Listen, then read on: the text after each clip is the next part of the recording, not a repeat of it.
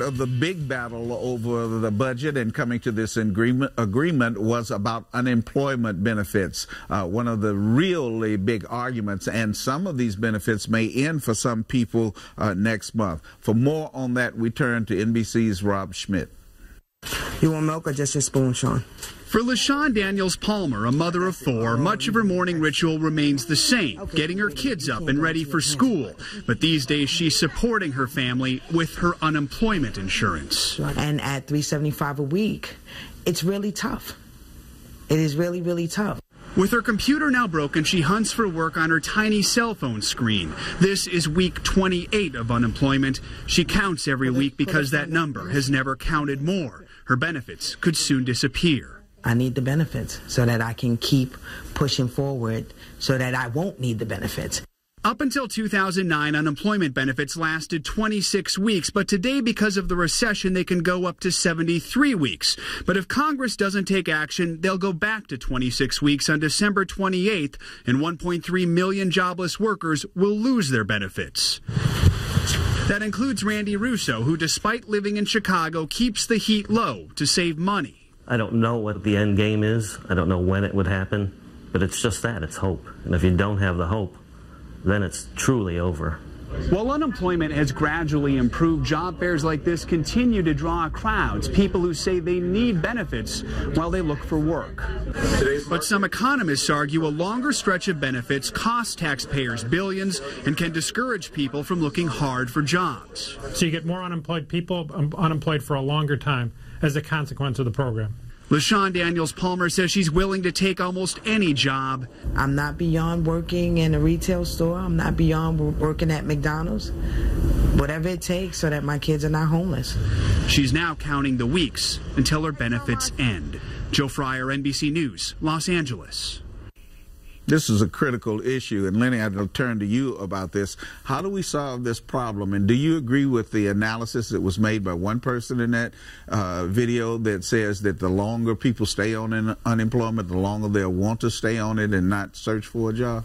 I absolutely can't stand hearing Republicans say this. I wrote about this in the Daily Caller as far back as 2010, where I said the Republicans, we can go after cutting things and going after spending, but at a time where unemployment is still at historic highs, you cannot pull the rug from underneath hardworking Americans that are looking for jobs, not just the ideal jobs. They're looking for jobs. They're willing to build themselves back up. We've always been, woman in the piece said, I work anywhere, retail, McDonald's. Hard-working people, absolutely. But you can't work at McDonald's and make less at McDonald's between health care, your child care, and what it takes to take care of yourselves than you would on benefits. It's the whole reason why we have that social net. Now, with that said, do we want people to stay on unemployment for extended periods of time? No, but that's the reason why Congress has to work. That's the reason why the White House has to work, so that we can get to a point of time where we're creating jobs again, where we're not just fighting over spending, we're fighting over creating conditions that will allow Americans to get back to work the right way. Well, President Clinton used to always say we need to give people a hand up, not a handout, and I think that sums it up, what Lenny's saying and what I agree with. We need to help people get new jobs, and that in an increasingly technological society means constantly retraining.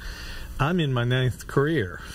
You have 3 or 4 jobs. Lenny probably has a dozen. You know, we need to allow people to be able to do what they need to do and help them. How do you do that when you've got somebody like the woman in that report who says, I will work anywhere, retail, McDonald's, anywhere else, and she still can't get a job? Something's wrong with the system. How do you get those people to work? Well, it's constantly retraining and getting them. There are places that need people, and the gap is often where we have this problem.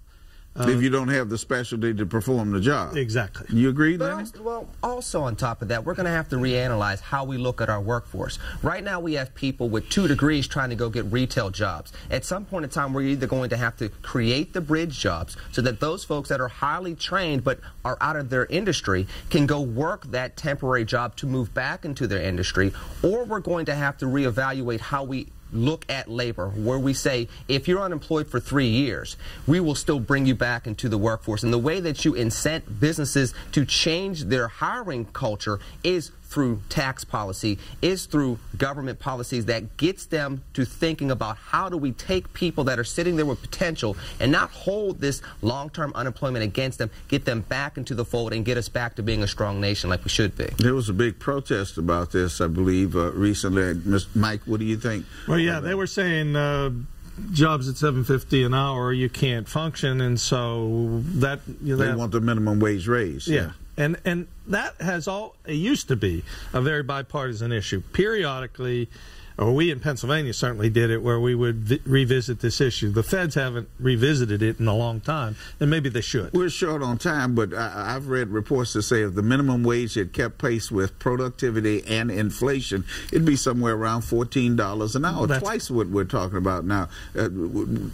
Why didn't it? I don't know.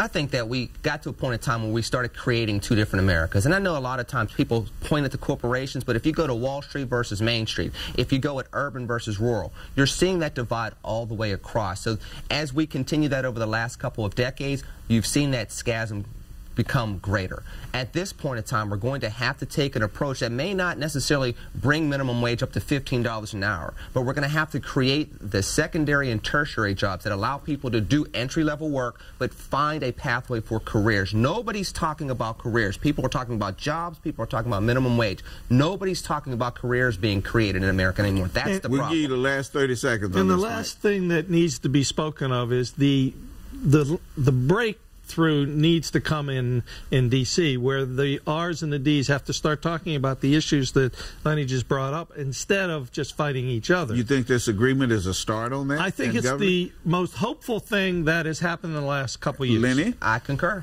Okay. We thank you, gentlemen, for being here. We really appreciate it, and we'll continue these discussions, I'm sure, in the future. Thank you both. Thank you, sir. All right. I'm Chris Moore. We'll turn our attention to other subjects.